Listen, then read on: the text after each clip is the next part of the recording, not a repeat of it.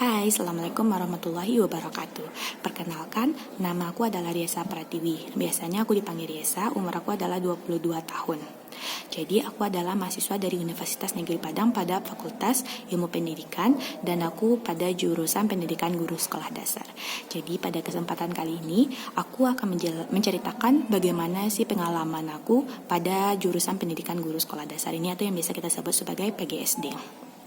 Sekarang ini aku adalah mahasiswa pada semester 7. Jadi pada semester 7 ini kalau di Universitas Negeri Padang itu sudah masuk kepada PL atau yang biasanya kita sebut sebagai praktik lapangan.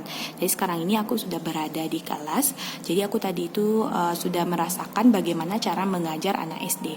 Karena seperti yang kita ketahui bahwa anak SD itu adalah anak yang memiliki pengetahuan yang masih minim atau bisa kita ketahui bahwa pengetahuan itu masih dasar ataupun ada sebagian dari anak-anak yang masih memiliki pengetahuan yang sedikit atau belum ada.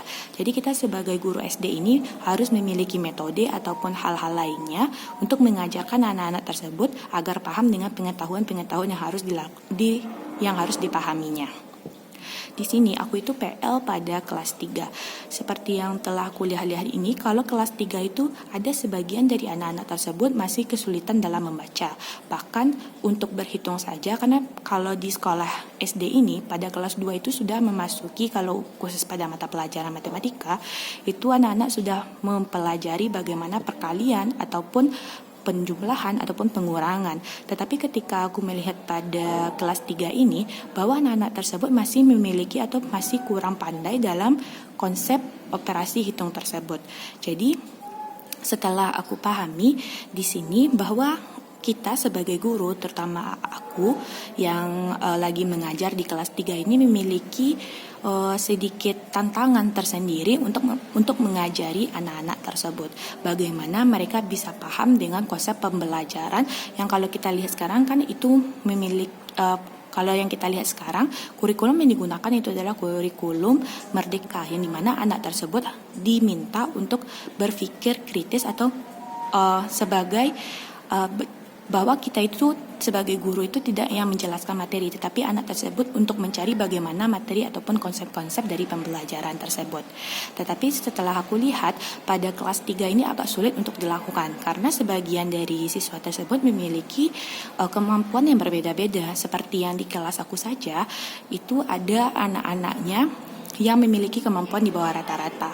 Jadi anak tersebut memiliki, seharusnya mereka itu masih di TK, maksudnya kemampuannya itu masih di TK, tetapi dia sudah disuruh untuk